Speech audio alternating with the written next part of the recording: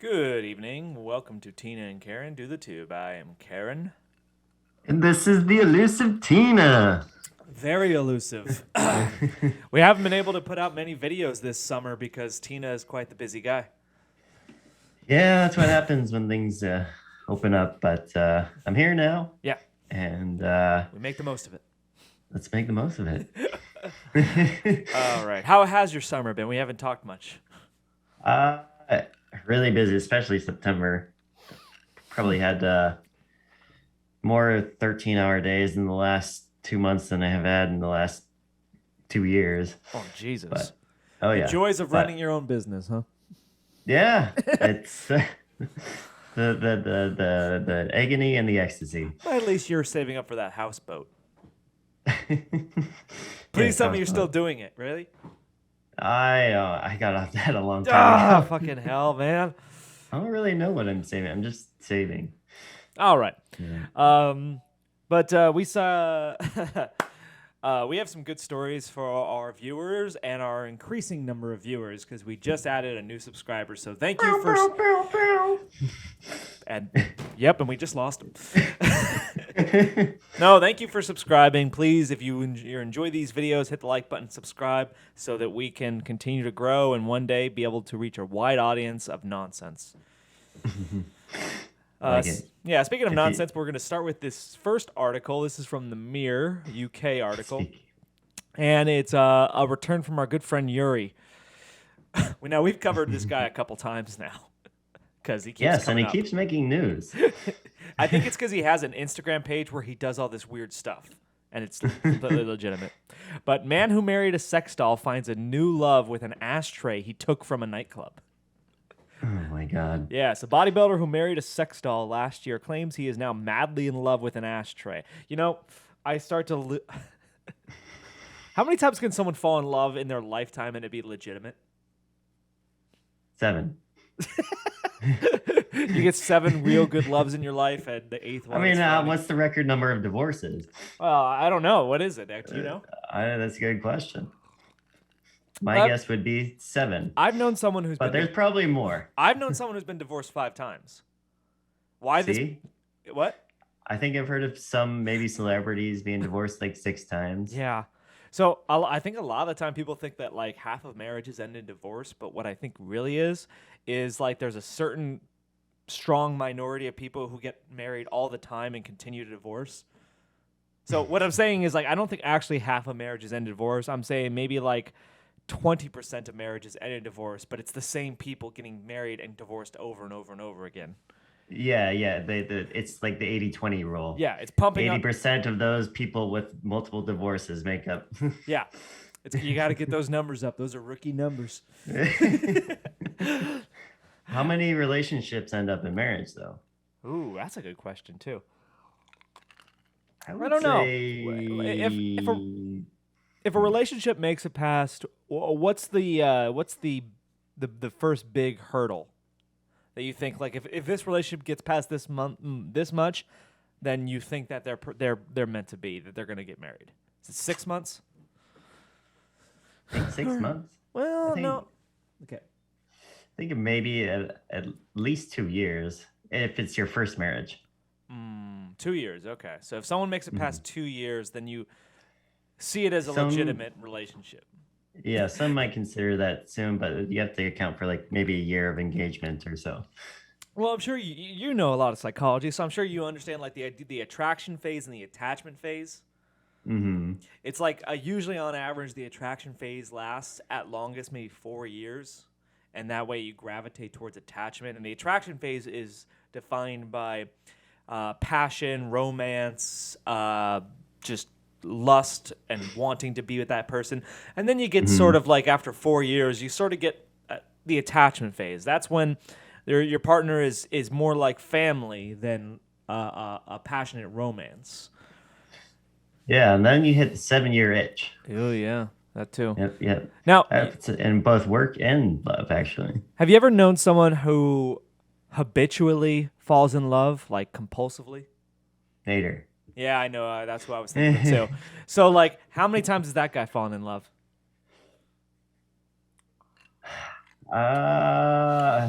Plenty, I think.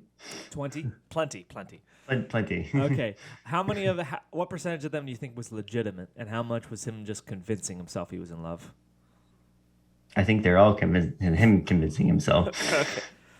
I would love to have Nader on the podcast. There's a lot of questions I could ask him about I know. Yeah, Just need to reconnect with him. All right. But But speaking of falling in love, yes, a bodybuilder who married a sex doll last year claims he is now madly in love with an ashtray that he plans on giving an artificial vagina. Yuri Tolochko, I think I actually pronounced that right, thank God. I think so, yeah. Yeah. Says he has moved on since his devastating split with Margot the doll and is building a new life. That's true. Aw. He did cheat on his sex doll with another sex doll. I would too. The If I 36 found the other one more attractive. The 36-year-old from Kazakhstan made international headlines after tying the knot with a doll at a ceremony attended by dozens of guests in November of 2020. Wow. Can you imagine? Is there a certain person in your life you think that you would actually go to a fake wedding for? I don't know. I might do it just for the entertainment. This would be entertaining. I can't imagine it wouldn't be. But the couple, but the couple have called it a day, and Yuri has a smoking new love interest. Jesus Christ! For bodybuilders, he has a lot of hair. I'm just saying, most bodybuilders actually are pretty clean shaven. This is Central Asian bodybuilder. Yeah. The Kazakh muscle man was recently captivated by the ashtray in a club and now hopes to equip it so that they can get closely acquainted. Can I see a picture of the ashtray? I want to know how. I want to see it too. He posted on Instagram. At first, I just arranged a photo shoot with it, of course, but then it began to attract me. Wait. Under what circumstance do you actually have a photo shoot with an ashtray? Smoking? Are ashtrays somehow related to feet? Is it? Feet is a peculiar fetish, but it's actually the most common. Almost so that like really? Oh yeah, like something like I think I read outside somewhere. of the normal body parts to be attracted to. I don't think. Well, I mean, you can have an ass preference and a breast preference, and then when does the level preference become a fetish? Is the thing. That's the question. But like, in terms of body parts on women, I think feet is up there like the fourth most attractive for men. Right outside of breast, ass, boobs, thighs, face. Yeah. Ooh, face. That's a good one. That's universal. That's men and women. That's universal. But no, I'm only saying that like the whole foot fetish thing is actually way more common than people believe. Is it more common for men or for women? I don't think. I don't hear of women having a foot fetish. I don't know many women who have fetishes to begin with. It always seems like a man thing, isn't it? Like, how do you think women have fantasies? They usually like role playing, but could it be called a fetish? Would being like a size queen be like a fetish thing? A size what now? A size queen? Size queen. What the hell's a size queen? I don't want to know. Like big dicks. Oh my god. Well, that's not really once again, because like would you call an ass preference a fetish? It's pretty common. Yeah, very common. Okay. But then do you think that like big dicks is a common like preference for women? I guess, I mean, would you be embarrassed to tell someone that? Ooh, that's a good standard. Like, now that might also have to do with society and its prejudice. Yeah. I don't know if I've met any foot fetish people, to be honest. How would you know? Well, I feel like they'd be comfortable telling me if it was a fetish. What? Or if it wasn't a fetish. What conversation have you had with people that makes you think that they could open up to you about that? I guess we haven't really tried to ask too many people their fetishes. That's not like a common question that comes up. Like, even in long-term friendships. Hey, stranger. You and I have known each other for about 10, 12 years or whatever it's been. Have you or I ever asked the other what their fetish was? And no. No, we haven't, because it's not a conversation that's normal. Usually it's a conversation between men and women. Hopefully, yeah. And that's usually in the relationship and probably or your attracted other end. Okay, yeah, sure. But like, that's usually well into the relationship too. I don't think that's like the second date conversation. Unless it's a big fetish. You should not bring up a fetish to your partner until you're really comfortable with them. Okay, but before marriage.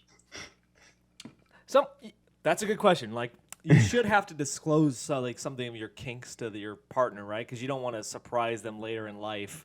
Because what's the idea about sexual oppression? It comes out eventually, and it's what's the phrase, like masturbation ends in humiliation. Yeah. Yeah. So like Heard sooner or that, later yeah. you get caught. I know you've been caught, so shut the fuck. Oh, yeah.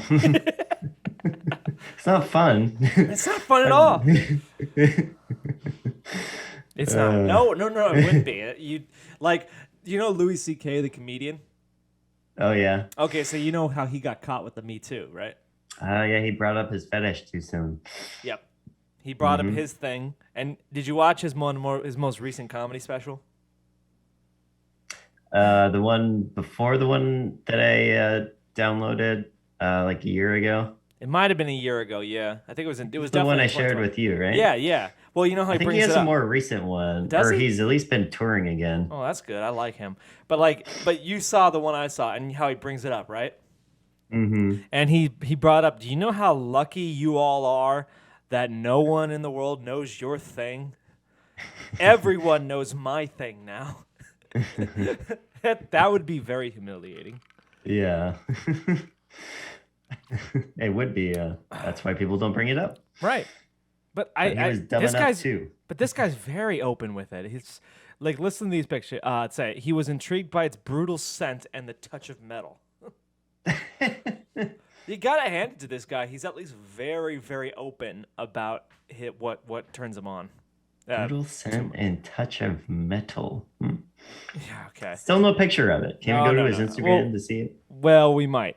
He posted on Instagram. At first, I just arranged a photo. Yeah, I read that part. I wanted to touch it again, smell it. I love its brutal scent. The touch of metal on my skin. It's really brutal. Is brutal the word you would use for any sort of sexual encounter other than maybe a rape fantasy? Brutal. BDSM could be considered brutal. Do you think he has a BDSM relationship with an ashtray? Never thought I'd say that. Do you think he smokes? Well, the only thing that makes sense to me is that the only thing that could possibly make sense from this story is that he he was modeling for a cigarette or something, and he had an ashtray next to him. I don't know why else, but no, he stole. He was at the club though. Yeah, right? That's right. Well, maybe it continues. I also like that it has a story, that it's not new, that it has served many people and continues to serve them. He likes a filthy girl, huh? Yuri identifies as pansexual, which means he's attracted to pans, and can fall in love with a character, an image, a soul, just a person. Oh, Jesus. Okay. It seems like he likes the texture and smell of things quite a bit. Do you know any pansexuals? I think Lucy identifies as a pansexual. Right. So, is Lucy attracted to anything beyond human? I've never asked her. Well, that's a good question to come up because you could bring up this story. You say Yuri, the Kazakh bodybuilder who is married. Hey, we have an ongoing segment. This guy keeps coming up for a reason. I would gladly love to. This is the culmination of our success and fame. Let's say that you and I actually get big enough where we're bringing on really famous people to interview, right? Yeah. This guy would let me know when I really make it.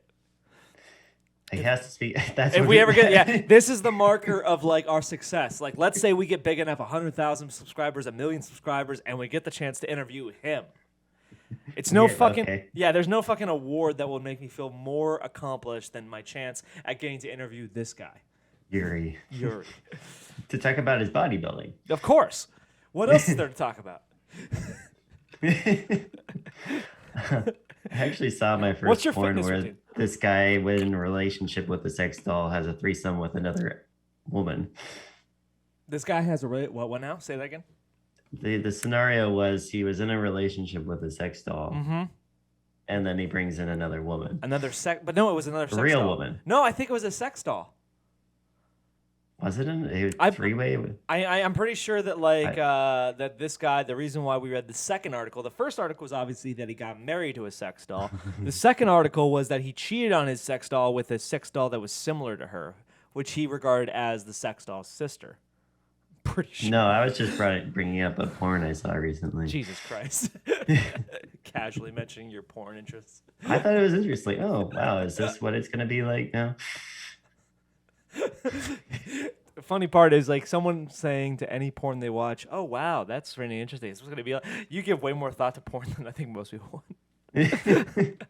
Oh wow, that's probably. No, you watch it critically. You Is there any other way? There is many other ways. You're like Siskel and Ebert. You actually want to review them. 2 thumbs up. Up where? 1 penis halfway up. That would be how I would measure it. How erect am I? Maybe that's our ticket to success. Like, let's move on. Okay, I like the touch. One showed. Yeah, I have a special passion for objects. They have always been alive for me. So objects are people, but people are objects, I'm assuming. This is certainly not the same as a person.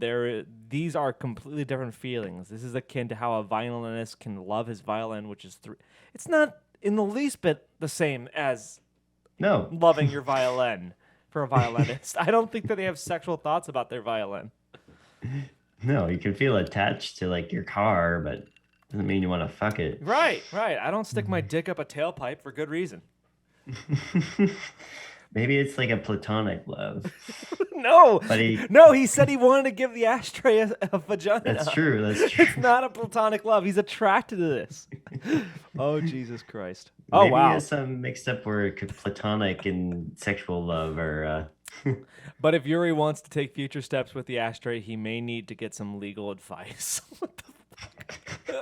Really? I am really curious to see where this goes now. According to local media reports, his union with Margot officially stands. And in Kazakhstan, the only requirements for a wedding to take are that both consenting parties have to be male and female and over 18. Would he have to give her half his money? But wait, no, hold on. That doesn't make any sense. In Kazakhstan, the only requirement for a wedding is that both are consenting parties and they have to be male and female and over 18. The sex doll doesn't have a gender. And the sex doll certainly is replicate a gender. The sex doll is certainly not 18 years old. It's probably manufactured last year. They have very loose interpretations of male and female in Kazakhstan. Maybe. Maybe they'll loosen it up because this is like fucking like fascist, if you ask me. You telling me I can't marry an ashtray? Yeah. What the hell? And it says they're only in a union. Fucking fascists. Oh, God. A clue to their split could have been the months before they tied the knot. Yuri decided to book Margot for plastic surgery. What the hell? We had plastic surgery means for a different meaning. Have you ever gave your sex doll plastic surgery? Put some bolt-ons on. Decided she needed bigger boobs. Oh my God. Speaking before the wedding, he said that she has changed a lot. At first, it was hard to accept, but I got used to it later on. It was at a real clinic with real doctors. When I presented her photo to the world, there was a lot of criticism, and she began to develop a complex. So we decided to have surgery. Oh, my God. That's a whole new level, though. I mean, like, giving plastic surgery to your sex doll. Most people just buy a new sex doll. I feel. Maybe, I mean, it might be really expensive. Maybe plastic surgery is cheaper than buying a new sex doll. He's really attached to this. I got to read the comment section. Sorry. Absolutely crackers. The thought of what he does with each object that attracts him makes me feel sick. Yuck. Oh, you fucking just... You're such a fucking prude. Be so judgmental. I just couldn't pass up this story, so now they are a throuple. This dude is hilarious. Now off to read the comments. Spelled throuple wrong. I don't care. More like throuple. There's probably no ban on smoking in nightclubs in Kazakhstan, or he took the ashtray from a smoking area outside. That's a weird. That's what this guy basically took away from the story, is that like there's no smoking bans in clubs. Like in Yeah. America, we have smoking bans inside bars. Wow. And You like, can do that apparently in in Kazakhstan? Kazakhstan, you Really? can smoke as much as you want inside the club. That's what he took away. Oh, jeez. Where would he put the vagina on the ashtray? The center? Would it like go through it, like, like that, or would it be like underneath, like that? I really don't want to picture it, so I'm gonna just like leave it up to you to actually answer that question. Okay. Wherever he wants to, apparently. Yeah. Any final thoughts about our friend Yuri before we move on? Does he let other people still use the ashtray once he modifies it? No, I hope not, because then you're sticking your dick in hot ashes. It's not going to have that same smell, though, right? Ooh, that's a good point. He's attracted to the smell, the brutal Yeah. smell. The brutal smell. Well, what's going to happen when no one uses it anymore? I don't know. Maybe he's got to take out smoking. He's got to keep that physique somehow. Those abs. I don't know. Jesus. You need some appetite suppressant. Sure. All right, we're moving on. All right, Brave the Scare. A company is paying $1,300 to watch 13 horror movies in 10 days. Yeah. Okay. This is from International Business Times. Finance Buzz, a U.S.-based company, recently announced that it is looking for a horror movie heart rate analyst who can watch 13 horror movies and let their heart rates be measured. Initial thoughts? Would you do this? Oh, hell yeah. I'd watch horror movies for money. Oh, yeah, I'd watch any movie for money. You know, I kind of have these like kind of thoughts about the future when most of the manual labor becomes automated. I think what we're going to basically do to basically have income, if we don't have like a universal basic income, is just be guinea pigs and test subjects for a lot of the major corporations to sell products. Of course, we already kind of are. Yeah, well, I know we are, but I think that's going to become more common in the future if one... It's less. Yeah, if I would say Yeah. if A, all the manual labor jobs become more automated and we can just provide for ourselves, and two, we have a basic income that allows people to live, then I think additional income is just going to become like being sell your data, right? Yeah, it's just that people be more upfront about it rather than just kind of collecting metadata. Right. Okay, so horror movies are not everyone's cup of tea. However, for some ardent lovers of the genre, no amounts of scares is enough. They can sit through an entire horror franchise marathon and still walk away unaffected. How cool would it be if you got paid to do it? That is exactly what an informational financial advice website is offering. $1,300 for watching 13 scary movies. Question, why 13? As it's an unlucky number. Bingo. Finance Buzz, a US-based company, recently announced that it is looking for a horror movie heart rate analyst. So what is the job profile? It is simple. Watch 13 horror movies made on varying budgets and let the company record the heart rate of the participant, literally putting one's heart to the test. The aim is to ascertain whether the scares delivered by high-budget horror movies are more than just provided by the low-budget ones. So, thoughts. Do you think that high-budget horror movies are superior to low-budget ones? Oh, hell no. I would think agree. some of the most original, horror movies in the last 2-3 decades have been low-budget horror movies. You know, that's actually like one of the big things I know about horror. The reason why you see so many horror movies just put out, they don't have to be good. There are like horror junkies who love the horror genre. They'll watch anything horror, even if it's not good. Which, you know the site IMDb? Yes. Yeah. Okay, good. Okay. So I judge horror movies on a different scale because horror movies are so prejudiced against. No one likes them. So if I see a horror movie with a rating on that website like at 6, I assume it's like a 7. If it's at a 7, I assume that's like an 8. You know what I'm saying? Yeah, I feel like it's graded on a different scale. It's on a curve. It's graded on a curve because I love horror movies, but like if you go on to any of these like rating sites, horror movies are shit on completely. I think a lot of it too is like they tend to not book big names for horror movies. Usually, like a lot of horror movies are a lot of actors' first movies. Yeah, you don't need them. You or literally first big don't. roles. Yeah, because you Yeah. don't need big names to sell a horror movie.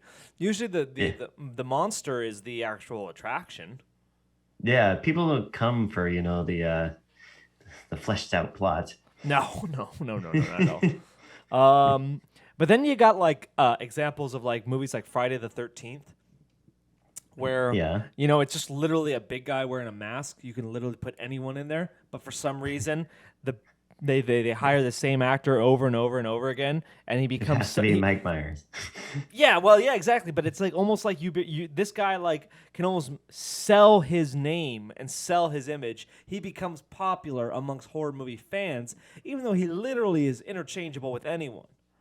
The name of the guy is Kane Hodder. Kane Hodder starred in like 8 of the 12 Friday the 13th movies. Yeah. And Uh, for whatever reason, I don't know why they kept hiring him. It's not like he did anything different than the other people. So he was actually able to negotiate for a higher salary, and now he's a big name in horror. He can go to horror conventions and sell, hey, featuring Jason Voorhees. Yeah. I don't know why they would feel like maybe it's to build up the image of the franchise or something. Do you remember when they redid the Star Wars movies and they actually got Peter Mayhew? He's the actor who plays Chewbacca. Yeah. And he was like 70 something years old. Why would you need to get this guy? Why can't you just find another giant? And This probably makes it harder. Yeah, maybe just I don't know. For Star Wars, it's all about what the fans want, not well. Disney's trying to change that, but Damn right, fucking Disney. I think that the Um, prequels have actually surpassed the sequels in my mind. really. Yes, and the prequels aren't very good. I'm not gonna pretend they are good in any sort of way. The third But one's even they the third one's have aged better. well. I think that they're unique. That's the thing. Yeah. Like the best of the sequels was Force Awakens, and it was a carbon copy of New Hope. There's nothing really new or original to it, really. At least when you watch the prequels, it tells a unique story and a well-written story. Just horribly acted, horribly dialogue. It's cringy but it's an interesting plot to watch a character give into the dark side and have this like mastermind guy infiltrate the Senate and become the emperor. It's an interesting story to me. Yeah. Yeah. Yeah, I think Disney even they did a something like this where you had to watch a bunch of Disney movies over 30 days and they paid you to watch them. I don't know. I can't remember why though. Did they have to watch Cars 2? Probably. Okay, it's not worth it. It's Well, no. I mean, there's some. I mean, I recently watched a lot of Pixar movies. I've been watching them with my wife, and most Pixar movies are fucking amazing. Yeah. Was it what's the latest one that came out? The jazz one? No. There's a newer one than that. Have you seen Luca? Oh, I think I've heard of that. Yeah. That's the one about Okay. the fish who wants to be human. It sounds silly, I but don't it's remember actually that part of yeah, it. it's all about these like sea monsters who live on the shores of Italy, and one of them wants to become human. All right. It sounds silly, but trust me, it's actually a really good movie. All right. What do you do you know the director Ari Aster? R.E. Aster. No. No, No. Ari, like the Jewish name Ari. R.E. Aster. Yeah, R-I. What's the R stand for? A-R-I. What's the R stand for? It's not an acronym. Okay, yes. I don't know who it is, but I know you're just saying the name Ari. Yes. Yes. A lot of people he makes horror movies, and a lot of people think he's kind of revolutionizing the new horror movies. He's only done 2 movies so far, Hereditary and Midsommar. Oh, yeah. Okay, well, I didn't know him by Yeah. name, but those are really good horror movies. Yeah. Hereditary is one of the best horror movies I've seen in the last, like, 10 years. And Midsommar was you have okay. seen it. Yeah. Midsommar- But he generally brings out like a more, instead of like a jump scare, kind of like a more creepy sort of vibe. I for would the say, movie. like, it's more of an uncomfortable, unsettling feeling. It's not like jump Yeah. scares, you're right. It's not like something's gonna come up on the screen that just shocks you. It's more like you're just you feel uncomfortable in your seat watching it, sort of thing, and it's really It's bad. It's really unsettling. It's good though. Like yeah. But Midsummer, those wouldn't get your heart rate up though, right? I don't think so. That's the shame. So Mm. like that is the shame because like yeah, Mhm. this whole metric of how we measure horror movies, it would just sort of um it would prioritize the jump scares more than the creepy atmosphere. So like I watched a film critic like sort of deconstruct horror movies one time and on a YouTube video, and it was like the jump scare is actually it serves its purpose, but the problem with it is that it actually takes all the tension out of a scene. Like Oh, interesting. the build up to the jump scare is the scary part. It's when you don't want to watch the screen because something's coming and it's gonna scare Hmm. you. But that's the real scare of a horror movie. It's not the actual Hmm. like scary image or whatever. It's that Yeah. feeling of something bad's about to happen. Yeah. It's that tension. Yeah. So that would actually I don't your heart rate wouldn't spike in those Hmm. situations, but I don't know how you did measure it, but you definitely wouldn't feel comfortable at any point. I mean, under that, metric, would you consider like Joker? It's just kind of like an uncomfortable movie, I would say Joker was the most depressing movie I've seen in a long time. depressing. Yeah, it's Okay, not the okay. same as like Tense because I never thought that something really bad was about to happen.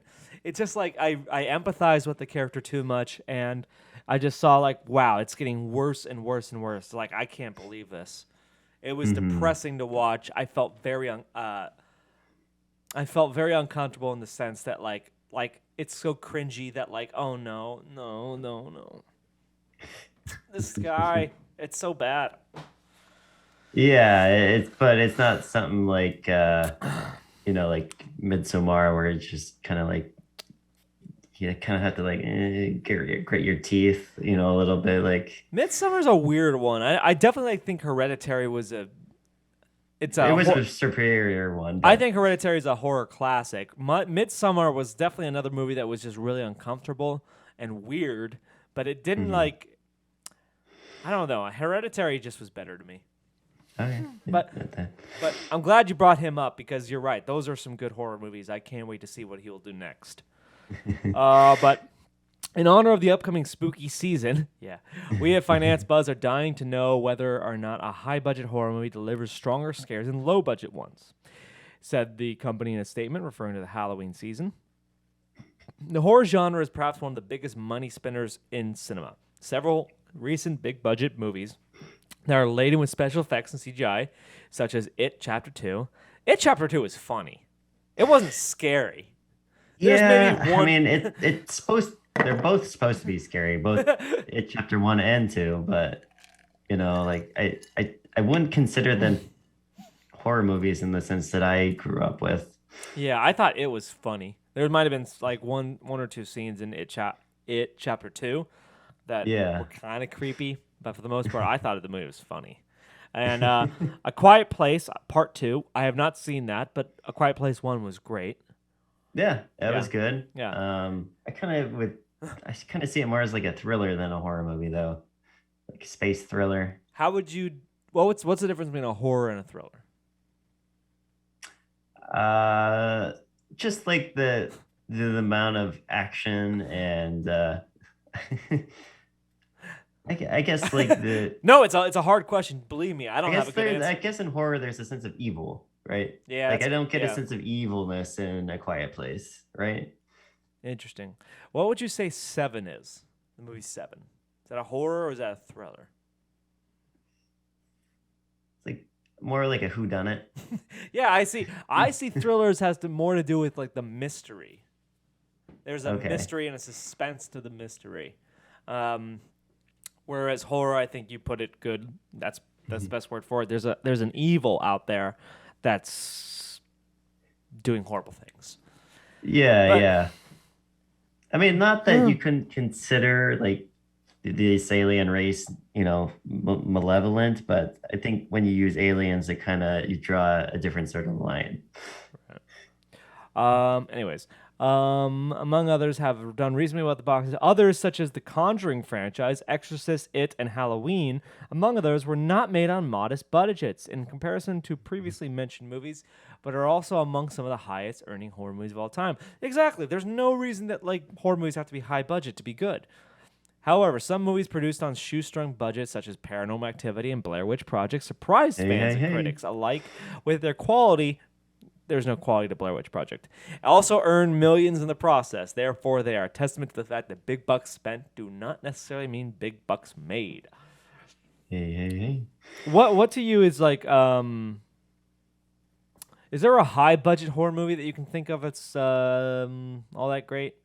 Or a better question is like, what's the best horror movie to you? Oh, a Paranormal Activity would. Some people look back on it and No, as kind of jokingly, but when I first saw it, it was probably the scariest movie that I can have a relationship with. no, you're absolutely right. That definitely like Paranormal Activity, people look back on it harshly, but I don't know why. I think it delivers on everything it promises. It's a very creepy film that it does really good with very little. Yeah, and I like the campaign of how it rolled out very small and then so kind of slowly expanded. Yeah. And That's what led people to believe that it was it's like it wasn't just it was the same with the Blair Witch Project, right? It's not so much that it was scary, although it was. It's the idea you thought it was real footage. Yeah, exactly.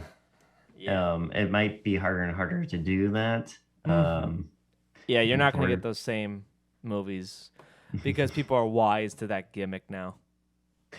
Yeah, it's surprised you don't try. I mean, I guess I haven't explored more, but I don't see more people trying to do stuff on YouTube or smaller budget, shorter things. Oh, there's a good YouTube series called Marble Hornets. Have you ever heard that? No, have you ever heard that one? No, I haven't. No, it's actually a really fucking good horror series on YouTube. But the premise of the series is that I'm a filmmaker and my friend was a filmmaker, and my friend disappeared after starting to make a film, and then I start to review his old footage and I start to know he was being stalked. Oh, okay. It was and what I remember when I watched it, this was years ago, but it's a really good internet YouTube low budget kind of horror series. And it's just this mystery is unfolding about why did my friend disappear? What happened to him? And then you kind of watch in the videos that oh, there's something in the background there. Someone is following him over and over again. It's really interesting. Interesting. Huh. Yeah. I'll have to check it out. Sure thing. Oh, my phone's going off. Sorry. All right. For a movie to make your hair stand on end and send shivers crawling up your spine, it's not all about high-end special effects. No, it's not. And CGI scares. More often than not, the horror movies are scary because of their story. Do you agree? Oh, definitely. Okay. People there's movies like Hostel or even what's the one with the weird, not It, the clown. It. We've done not It. Not It. Oh, okay. The clown. Poltergeist. No, it's the one where it's that Killer weird... Clowns from Outer Space. No. Saw. Oh, right. Yeah, that's a low budget one too. Yeah, and it's had plenty of spin-offs, but those ones just seem like gruesome, gore movies to me, which I'm not really into. I like horror because I like to feel unsettled by whatever entity is taking over the situation, not by being grossed out. Right. No. Saw definitely is much. I think the phrase for those kind of movies, Hostel, Saw, is called torture porn. Torture. I've literally heard it called that way. It's the people who really like the gore, the people who really like the idea that these are really sick, violent ways that people are dying. That's not fun for me either. I like the Hereditary is a great movie. Conjuring is a great movie. Oculus. Have you seen that one? Mm-mm. That's a good one too. That one's about like a woman trying to prove that her brother is not crazy by saying because his brother thought that a mirror was evil and killed their family, so he went to like a mental hospital, and she was trying to prove his innocence, try to prove that he's not crazy, he was right. The mirror is evil. It's a good one. It really is good. But anyways, the better horror movies are definitely the ones that set the atmosphere for like something is going on in the background.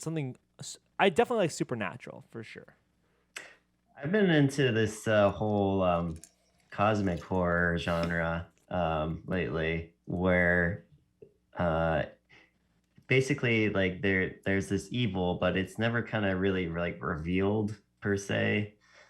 Sometimes they can reveal what it is, and it's really hard to pull off if they want to do it. But it's just kind of it just this goes with that like unsettling feeling. Like H.P. Lovecraft, he was really good at making cosmic horror.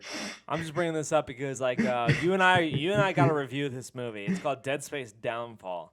So, Okay. have you ever played Dead Space? Yes, you know we have played Dead Space. Oh yeah, it's a good game. We should actually play it together sometime. It's a lot of fun. But like, there's a movie based on it, and it's a fucking hilarious movie because it's trying to be scary, but it's actually fucking ridiculous. So we can watch that together. That'd be a good podcast too. All right. Okay. So what are the so horror? Sorry. So what are the 13 scary inducers that the Aspire the horror movie heart rate analyst will have to brave a mix of 13 horror movies produced on different budgets? Here are the movies: A Quiet Place, great. Quiet Place Part 2, haven't seen it yet. Amityville Horror, haven't seen it. Annabelle, seen that one. Candyman, Get Out, Halloween 2018, I haven't seen any of those. Insidious, that's a good one. Paranormal Activity, another good one. Okay. Yep. Saw, I've seen it. I don't think it's that good. Sinister, that's a really good one, actually. Have you seen Sinister? I don't even know if I've heard of Sinister. Oh, that's a really good one, too. You should definitely see that one. But not the sequel. The sequel's garbage. I fucking hate the sequel. The Blair Witch Project and The Purge. God, I hate The Purge. The Purge is one of the... first Purge was good. I think it's a novel concept. No, it's so bad. I like it. Here's my big complaint about The Purge, okay? The whole movie sets up this idea that, like, The Purge is bad and we shouldn't do it. And it thinks of itself as way wiser than it is. Like, it's saying, like, there's a message, there's a moral to this whole movie. The Purge is bad and we should know it's bad. Well, yeah, because we never would fucking do that. It's not totally realistic. It's a protest movie for a concept that doesn't exist. It's literally how I best can describe it. It's trying to show us that The Purge is a really bad idea. But we never really thought it was a good idea to begin with. Exactly. No one ever said. He's like, I don't see those debates in Congress where they're saying, although I would love to see this, I don't ever see those debates in Congress where they're saying we need to have an annual purge. If I ever got elected to any sort of government, I'm just putting a bill on the table just to say. Purge bill? Purge bill. Just to see how people react. Oh, it's like one day a year we get to legalize all crime. We're going to have a purge. I just want to be the first person to do it. I'll be that guy. I'll be that guy. Dude, you should do that. I should run for Congress on the... You know how they give you those... Purge candidate. You know how they give you those pamphlets, those voter pamphlets where they give you the statement and everything? Yeah. I just want to basically run on the basis of I will legalize the purge. Putting a new spin on Drain the Swamp. On the purge party. Purge party. Yeah. I'll fucking do it too. That's fucking hilarious. All right. I think we got the most we could out of that topic. Yeah. All right. We're going to take a quick pause so I can refill my drink, and then we'll talk on the next topic. All right. All right. And we're back. By the way, if Have you been noticing the score of the Rams-Bears game? No, I haven't. The Rams are fucking kicking ass. It's 34. It's 34-14. Whoa. It's a blowout. Well, we knew the division was going to be tough. That means all 4 NFC West teams are going to be 1-0. Really? Yeah, all 4 teams. Oh. And every team in the NFC North lost. Yeah. So I feel like this is going to be a fucking tough division this year. Because I knew that the 49ers were good. I knew that the Rams are good. And I think the Cardinals have gotten a lot better, too. Yeah, I knew it too, but I didn't want to admit it. All right. Okay, let's move on to the next one. This is from the AP. Oh, this is a legitimate news source. That's good. Hey! Yeah, we do. Yeah. We only do joke websites. But this is a headline from the AP News. Parents must pay $30,441 for getting rid of their son's porn cache. I wonder how they arrived at that amount. I don't know. We're going to find out. A judge has ordered a Western Michigan couple to pay $30,000. I'm just going to say $30,000 for short to their son for getting rid of his pornography collection. U.S. District Judge Paul Maloney decision this week came 8 months after David Werking, 43, won a lawsuit against his parents. Oh. There might be more to this story. He said they had no right to throw out his collection of films, magazines, and other items. Working had lived at the Grand Haven home for 10 months after divorce before moving to Muncie, Indiana. The judge followed the values set by an expert, MLive.com reported. Working's parents also must pay $14,500 for their son's attorney. Okay, so the basics of this story is adding up. He had a divorce. He moved back in with his parents, I guess. I don't know. Because of hard times. And then he bought a lot of internet porn. That's the question. Did he buy the porn after the divorce, or did he already have it? That's a lot of porn to buy in fucking just like, 10 months? Like, there's a lot of free porn out there, right? How much money do you have to spend on porn? Oh, is this like all like OnlyFans? Is this what it is? Does that count? I don't know. That's a good question. I don't want to open up that can of worms, but you heard about what OnlyFans is doing with their creators, right? Yeah, they reverse course for now. Oh wait, they heard about that, right? Oh yeah, so they are going to continue to allow porn on their site. Yeah, maybe like to a lesser extent, but yeah, they did. They got enough backlash where they said, "Hey, we're kind of gonna retool this decision." I thought it was a bad business decision personally, but I thought it was a good moral decision. Too many people are fucking wasting a lot of money on this porn site. There's a lot of women making money though. On porn. True. So it's not like they're adding value to the world. They're just basically selling their bodies. Well, I mean, I guess if people don't go into severe debt because of it, but I can't say how many. I don't know the numbers for the people buying this stuff. Yeah. My whole thing is like, should it be legal? Sure, but there's a line from the Bible, and I hate to quote the Bible. Not really. I don't hate to quote the Bible, but everything that is everything is permissible, but not everything is beneficial. Just because something can be allowed doesn't mean that we should actually condone it. It's not a good thing when people spend all their money on internet porn. Because $30,000 is a lot of fucking money on internet porn. I don't believe that this was just in the last 10 months. But moving on. Yeah, that's so much money. That's a lot of fucking money. Oh, and they said they threw it away. They didn't say deleted it, right? Oh, you think this was like a chest full of videos? It literally says collection of films, magazines, and other items. Okay. Well, I can actually believe that. This guy's 43. So yeah, maybe he came from kind of the pre-internet sort of era. So almost not so much though, because remember we're 30, man. Like we're right on the cusp. This guy was in high school when we were in school. Like think about that. He's not that fucking old. That's true. That's true. Well, I shouldn't say he's not that fucking old. We're just getting fucking old. What? I mean, is he going based on how much money he spent at the time or how much it's actually worth? Maybe it's based on interest. He's calculating interest for his porn. After moving to Indiana, working learned that his possessions were missing. Frankly, David, I did you a big favor getting rid of all this stuff, his dad said in an email. Oh, no. Wait, is that the end of the fucking story? That's it. Oh! Are you kidding me? There's nothing more to this. God. Oh, my God. No, that does... All right, we're going to follow up on this story. We're going to just like...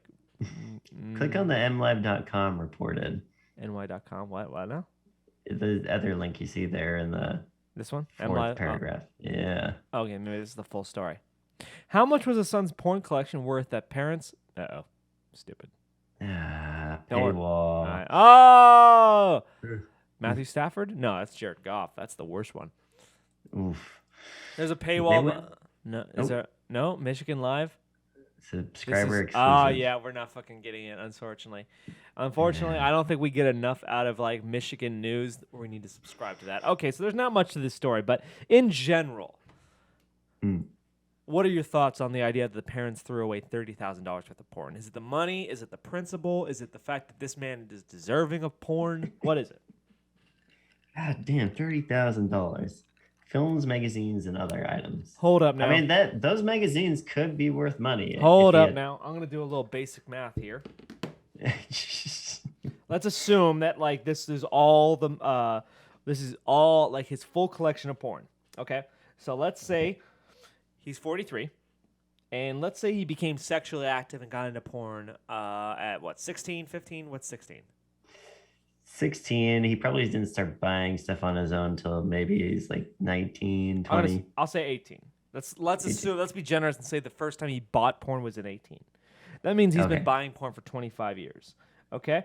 So 25, so we got 30,000. $20 per DVD. Was it 10, 15? I don't know.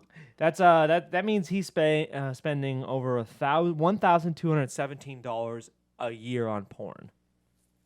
$1,200. That makes it seem more realistic. Well, okay, yes, that's true. But $1,200 on. Let's assume like an average video is $20. Okay. Okay, I that don't means he's know buying exactly how much, but I don't know either. Okay, so that means in a 12-month period, he is buying 60 videos, tapes, or porn. That is a lot, but what about magazines? $5 a magazine? You could have a subscription too, so yeah. I don't know. We're not gonna figure this all out. Anyways, no matter what the case, $30,000 is a lot of porn. Yeah. As long as it's porn, it's way more than I've ever spent. I think that this guy's assets in porn is worth more than my car. It is. It's worth more than some people's cars. So I fucking would take out my. Do you think this led to the divorce, though? Oh, that he's a porn addict? Had to. I mean, you can't hide that much porn. That'd be hard. You could do it. No, my experience with women is like I've had multiple experiences with different kinds of women, but I've had experience with women who think that porn is essentially cheating and it's bad. I've also experienced with women who think porn is essentially there's no harm in it, so like who cares? So I don't know what group of women is bigger, the idea that it's a big problem or the ones that are say it's not a big problem. I don't know. I wouldn't know. My guess would be from the region he's from, Western Michigan and, Indiana. It would probably be a problem for whoever he's married to. Much more religious than here, for sure. Yeah. I've always wanted to go to northern Michigan, like the peninsula. The Upper Peninsula? Yeah. I've always wanted to go there. Marquette. Yeah, I've thought about going there. You and I should go. You just got back from the Grand Canyon. Yeah, I did. That was pretty fucking cool. Yeah? Yeah. Oh, yeah. Definitely. I overestimated things a bit, or underestimated things a bit, though, because, like, my plan was originally to hike down, and I didn't realize what it would entail. It's a fucking difficult hike. How long is the hike? It's like 16 miles round trip. That's It's pretty actually long hike. longer, actually. I think it's longer than that, actually. And it's a 7,000-foot elevation drop and back up. And the thing is, like, the temperature at the bottom of the canyon is easily 25 degrees higher than the temperature at the top. Really? So, yeah, so it was about an 80-degree day when we were there. This means that Oh, the wow. valley of the canyon was like 100 degrees. They said that Wow. you need to have basically a minimum of 2 gallons of water with you. Minimum. Yeah, I've heard that. I've heard that. Yeah. Just if you get in some sort of issue. Is it 7,000 feet to get down into the Grand Canyon? Well, from the northern rim, it's 7,000. I think it might be only 6,000 from the southern rim, which is the one that everyone goes to. Because, Okay. yeah, I think it's like 6,000 from the southern rim. And it, like, you don't even realize it when you're looking at the Grand Canyon, too, but you look at the northern rim because it's like 14 miles away. It looks like it's on the same plane, but it's actually like 1,000 miles up. Oh. Because you think, like, it's all the continental divide. It's like slowly downhill slope. You don't even notice. Oh, yeah. But Yeah. have you been to the Grand Yeah. Canyon? No, I never really had a. I've seen so many pictures of it, like I got the gist of it. But when you said that, The pictures don't do it justice. It's pretty fucking remarkable to think about it. I mean, I'll probably get there someday. I've seen some pictures of Mount Everest. I don't ever want to go. Well, yeah, the line up to the top.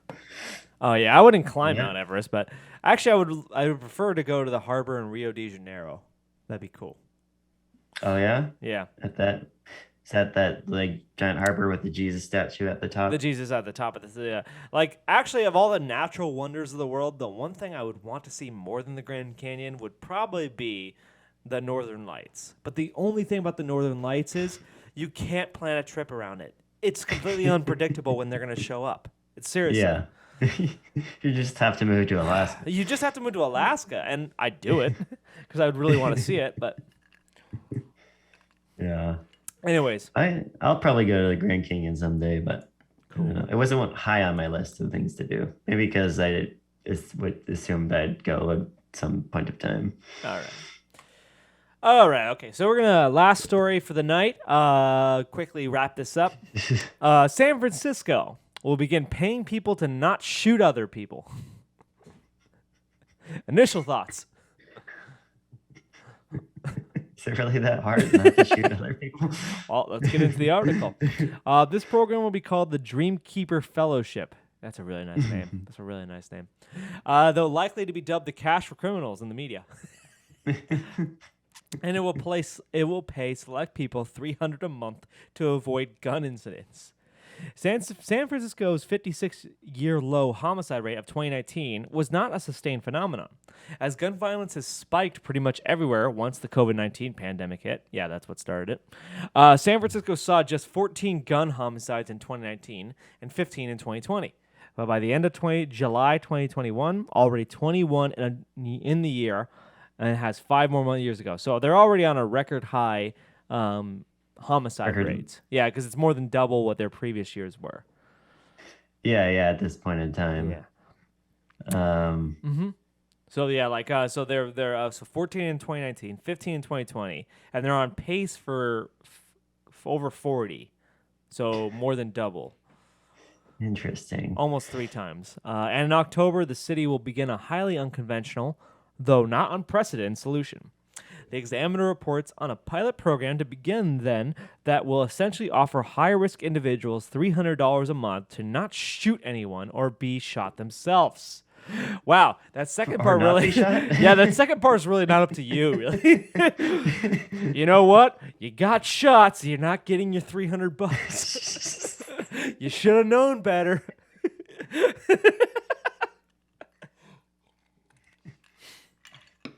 High-risk individuals. High-risk individuals, gang members. Because most homicides are pertaining to gangs, right?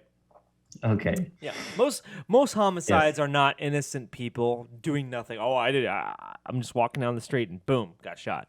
Doesn't happen. Usually it's gang-related. Yeah, gang on gang action. Yeah, usually, exactly. Right? So if you pay the gang members money to not fight each other, I guess that's the thinking. Yeah. Something tells me this isn't gonna work. It's called the Dreamkeeper Fellowship. Once again, really good title. And is born from San Francisco police department's data showing that more than half of all San Francisco gun killings involve the same 12 criminal groups and gangs. Well, my solution would be to arrest them. But maybe paying them off is good too. The idea is to target those at higher risk of being in either end of shooting with a $300 monthly payment. Okay. Subjects could then receive up to $200 extra for other certain milestones like getting a job interview, complying with probation conditions, or participating in mentoring program in what's sure to be a highly controversial intervention. Okay, so they're paying people to basically be members of society now. Go to a job. Get a job. We'll pay you to get a job. We'll pay you to try to get a job and not shoot or be shot.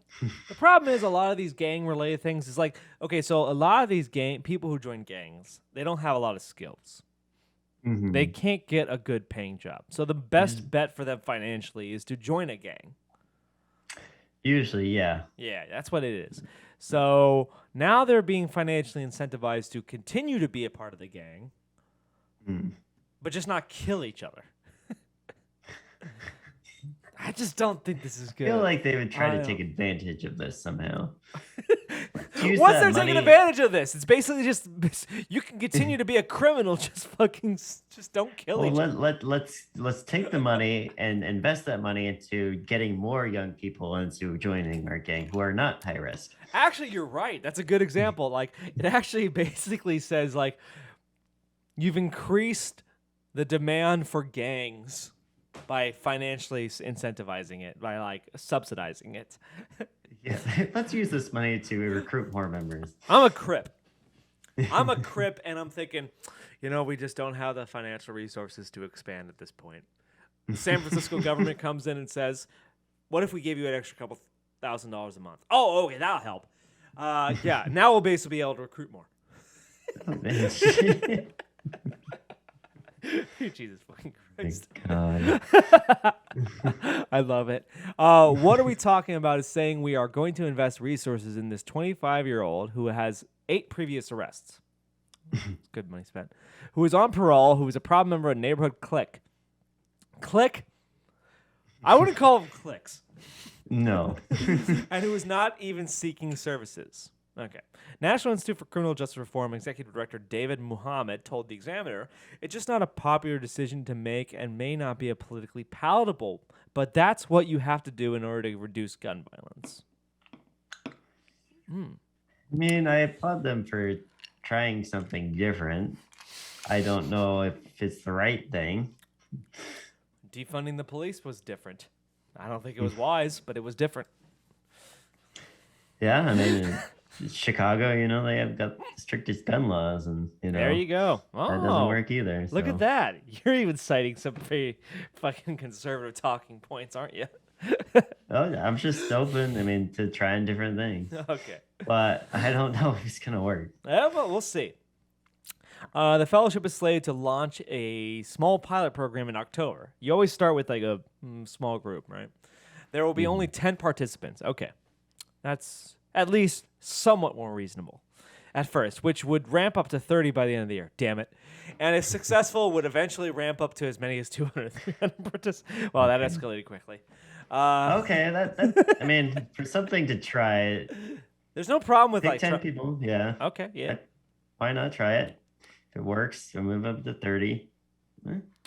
Do you know of the study that Vancouver, Canada tried the sort of universal basic income program with a number of homeless people, and then compared them with the general homeless population. And what it showed was at first it did a lot of good, but by the end of 6 months, the people who had received the basic income were no better off than the general population. Interesting. So eventually they just went back to basically living on the streets. Huh. But at first, it helped them because they were able to stay indoors, be able to clean themselves up, get job interviews. But eventually, they just found the study showed that they basically ended up back on the streets. Interesting. Interesting that it helps in the beginning, but then it doesn't really change. Well, I think situation. that the thing about homelessness is there's much more deep-seated issues than just money. Like Mhm. most homeless people have had really hard lives.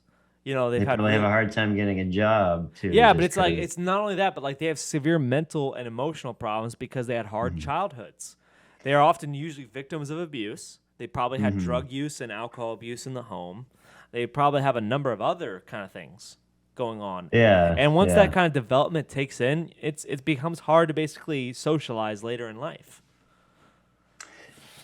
yeah. So I So mean, it's tough. hmm. Right. The idea has been tried before. Okay, really. Notably in Hmm. California communities of Richmond and Stockton, and has gotten the desired results. A 2019 study of the American Journal of Public Health created the idea that 55% fewer deaths and hospital visits, 43% fewer gun crimes, though, ironically, unexpected increases in non firearm violence. I guess I didn't think about that. Don't shoot each other. Stabbing is okay, but don't shoot each other. Isn't stabbing usually worse? Like as far as like, Oh yeah, statistically speaking, it's harder to recover from a stab wound than a gunshot wound. yeah, yeah. But that's fucking pretty bad. So unexpectedly increases in non-firearm. Really? We're just telling you, don't commit gun violence. All right, gotcha. No gun violence. Wink, wink. And then fucking stabby, stabby. All right. Let's crossbow violence. Crossbow violence. Well, that would actually be pretty badass. I'm gonna say. You see gangs fighting with crossbows in the streets, bow and arrows pulling up. I just imagine like gangs fighting with bows and arrows and swords. I Gone back to the days of I'm cowboys and just Indians. saying that's pretty fucking cool. No. It is funny how people get around things. Jokes aside, that segment also showed the program's value. Okay. The money is just the bait. They just throw that out there to reel you in. Said Daily Show interview. Okay, Daily Show. Subject and veteran of the Richmond program, Lavon Carter Jr. You've got to complete the goals that They, I think he's, they sent him. They I that think a it's a word? typo. Okay. I'm pretty sure it's a typo. Yeah, that they set up. Yeah. When you get in, they start to teach you real values that nobody in your life taught you before. See, I'm okay with that. I'm really okay with like the education programs to kind of get people to really reconsider the idea of what it means to be like a functioning member of society versus a gang. I just don't know Mhm. if the financial incentive is actually going to be better. Yeah, I mean, it makes it easier if they have to subsist and can't get a job in order to get the education. Right. But I guess the education is, just as important, if not probably more important than the money itself. But the idea that you basically here's the thing. I don't know what would actually consider. I don't have a good answer for that. What would make a gang banger, a gangster? I don't know. Not want to be in a gang anymore. Because the problem is the gang offers them a sense of community and family that they didn't probably have at their home. And it offers them financial benefits that they can't get just working on any old job. They need real opportunities for good paying jobs, and they just don't have them. And, Also, getting out of gangs isn't that easy either. oh, yeah. Mhm. I don't It's know not that like for a you fact. can just put in your 2 weeks. Yeah. Yeah. I wish it was that I'm easy. done. Don't be in the crypt here. Just wanted. But I'll help find someone to replace me. But I will say this: I have a friend who's from California, and he grew up kind of in like a, let's just say like kind of gang culture. Most of his cousins and friends were in gangs. Okay. When someone basically, at least from what he told me, if someone basically makes the shows the gang that I'm trying to fly right, I'm trying to do do it the right way, be a good citizen and all that. Like they don't like try to drag you down. From what he explained, he said like Oh, no, they're actually really accommodating and supportive of that. okay. At least in his experience, they were like no, that was like his experience because like they don't want to basically drag people down if they think that this person's doesn't want to be. And I'm Mhm. thinking of the movie Gran Torino. Have you seen that movie? Yeah, it's been on a long time. I really like that movie.